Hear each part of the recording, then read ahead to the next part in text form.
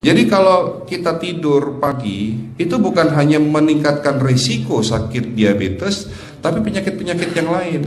Dan satu hal, Rasulullah mengatakan, jika kita tidur setelah sholat subuh akan meningkatkan risiko pikun, Pak. Pikun loh, Bu.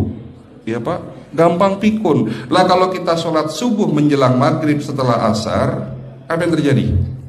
Islam melarang, kita dilarang oleh Nabi kita tidur menjelang maghrib, betul? Bukan karena nanti ketindihan setan, bukan ya. Secara medis diketahui bahwa orang yang kebiasaan tidur antara asar sampai maghrib itu akan menurunnya daya tahan tubuh. Jadi gampang sakit infeksi, Pak, kalau Bapak tidur menjelang maghrib. Kalau sekali lagi setelah sholat subuh gampang pikun, aliran darah ke otak itu tersumbat, ya, jadi stroke penyakitnya. Tapi kalau tidur setelah asar sebelum maghrib, itu daya tahan tubuh kita akan menurun. Jadi gitu ya jawabannya, Bu.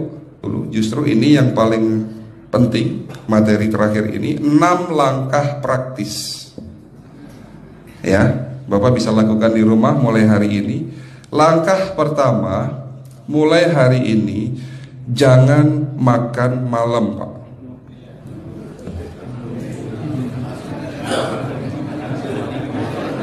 Ya, ala bisa karena biasa. Memang awalnya sulit, yang sudah kebiasaan makan malam itu sulit. Alasannya nanti nggak bisa tidur, Dok, betul ya? Nanti perutnya kembung, mual dan sebagainya. Itu karena kebiasaan. Dulu pun saya begitu. Tapi kalau sekali-sekali boleh, Pak. Misalnya diundang hajatan gitu, tetangga ada yang kawinan hajatan, ya enggak apa-apa, menghargai itu makan malam. Tapi sekali-sekali itu. Tapi kalau tiap hari ini yang enggak boleh, betul ya, Pak? Jangan makan berlebihan dan jangan makan malam. Makan sate boleh nggak, Pak? Boleh, siapa bilang nggak boleh? Sate itu, Bapak tahu daging kambing. Daging kambing, daging domba adalah makanan sehat, tidak berkolesterol. Yang kolesterol itu lemaknya, Pak. Tapi kalau Bapak makan daging murni, dagingnya tok, ya sehat, Pak. Yang nggak boleh itu santannya. Jadi makan gulai itu jangan, kalau gulai sate aja udah. Ya, ataupun dibuat apalah, dibuat empal. Ya. Oke, itu yang pertama. Yang kedua, tolong catat. Jangan tidur larut malam, Pak. Batasan tidur jam berapa, Pak? Jam 11 paling telat. Harus sudah tidur. Kenapa? Apa penjelasan medisnya?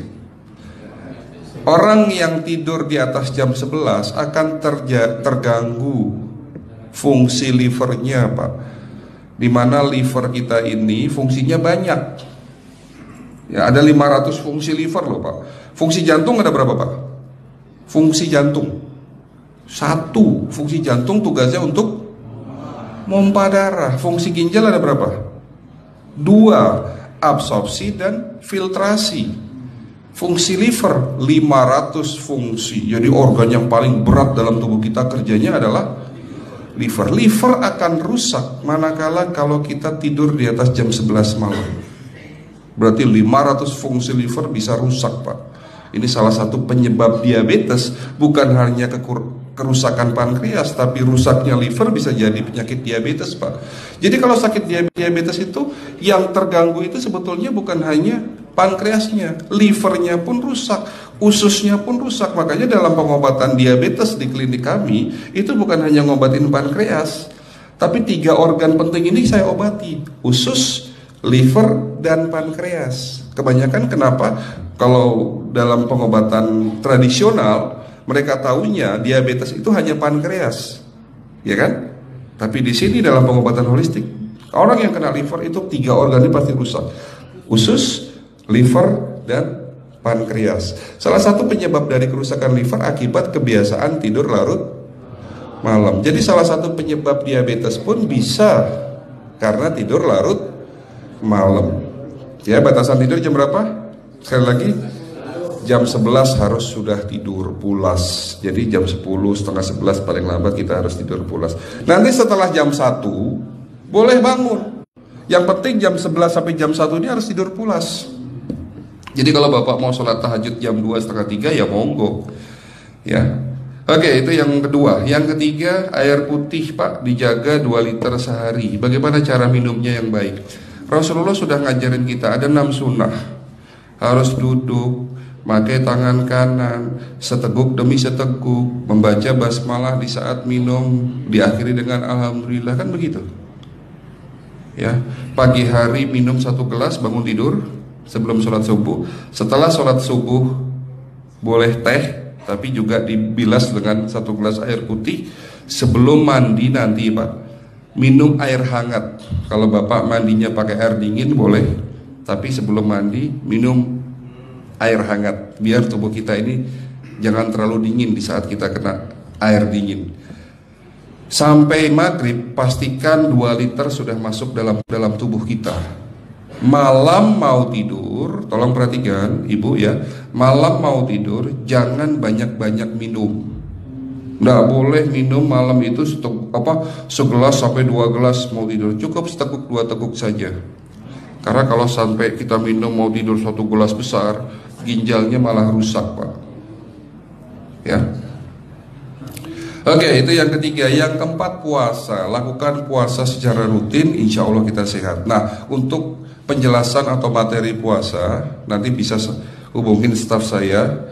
Nanti di bulan Ramadan tahun ini, kalau memang masih ada slot 1 sampai hari ke-20, saya bisa mengisi manasik kesehatan yang berkaitan dengan manfaat puasa untuk kesehatan. Insya Allah kalau memang masih ada slot waktunya, karena kita di bulan Ramadan hanya 20 hari kita mengisi manasik. Ya. Oke, itu yang keempat. Langkah keempat. Langkah 1, 2, 3, 4. Langkah kelima. Nah, sebelum saya menjawab yang kelima, saya ingin membacakan sebuah sabda Rasulullah. Rasulullah bersabda, di dalam tubuhmu ada segumpal daging. Jika segumpal daging itu sakit, akan sakitlah seluruh tubuhmu. Dan jika segumpal daging itu rusak, akan rusaklah seluruh tubuhmu. Apa itu segumpal daging? Segumpal daging itu adalah hati. Tapi ternyata yang dimaksud Rasulullah itu bukan liver Pak. Yang dimaksud Rasulullah adalah hati kita, roh kita, jiwa kita, perasaan kita. Kalau hati kita rusak, kita banyak penyakit hati, iri, dengki, sombong, takabur dan sebagainya. Penyakit fisik akan muncul dalam tubuh kita. Ya, tidak ada orang stres itu sehat, betul enggak Pak?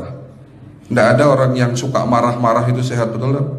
Bahkan Rasulullah mengajar senyum adalah ibadah. Senangkan orang lain, permudah urusan orang lain, insya Allah kita sehat. Ya. Jadi itu langkah ke-5. Langkah 1 sampai langkah ke-5 sifatnya individual. Bapak bisa lakukan sendiri di rumah. Tapi langkah ke-6 ini butuh bantuan pihak dokter atau rumah sakit. Kira-kira langkah ke-6 apa Pak? Lakukan pemeriksaan sebelum sakit. Jadi periksa itu jangan nunggu sakit baru periksa. Jangan seperti kayak Bu Ustazah tadi, diajak periksa, jawabannya takut ketahuan penyakitnya. Setelah stroke baru datang ke klinik untuk minta diperiksa. Kalau sudah stroke susah nggak nyembuhinnya Pak? Kata kayak beliau nih, sudah 2 tahun tidak sembuh-sembuh karena sudah terlanjur stroke. Tapi kalau beliau melakukan general check up, mohon maaf ya Pak, kalau beliau melakukan general check up rutin, insya Allah tidak akan kena stroke, karena sebelum stroke sudah diobati dulu. Karena stroke ini bisa kita lihat dalam scanning dengan alat yang saya punya, insya Allah kelihatan ini. Oh ini sudah mulai ada tanda-tanda mau penyumbatan, buru-buru diobati. Memang takut Pak, tapi pesan saya jangan takut. Ya, lakukan pemeriksaan supaya kita tahu, supaya kita kenal. Gitu ya Pak. Jadi kira-kira di jemaah ini ada enggak yang mau saya ajak periksa kita semua? Pesan terakhir dari saya, lakukan pemeriksaan sebelum terlambat. Ini pesan saya dan pesan seluruh dokter di dunia sebetulnya. Lakukan pemeriksaan sebelum terlambat. Ya, karena dengan kita melakukan pemeriksaan kita akan kenal tubuh kita. Kalau sudah kenal kita akan sayang sama tubuh kita. Betul Pak? Ada pepatah mengatakan tidak kenal tidak sayang. Cukup sekian dari saya. Mohon maaf kalau penyampaian kami kurang baik. Akhirul kalam, wabillahi taufiq wal hidayah. Wassalamualaikum warahmatullahi wabarakatuh. Kalau ada pertanyaan masalah teknis nanti langsung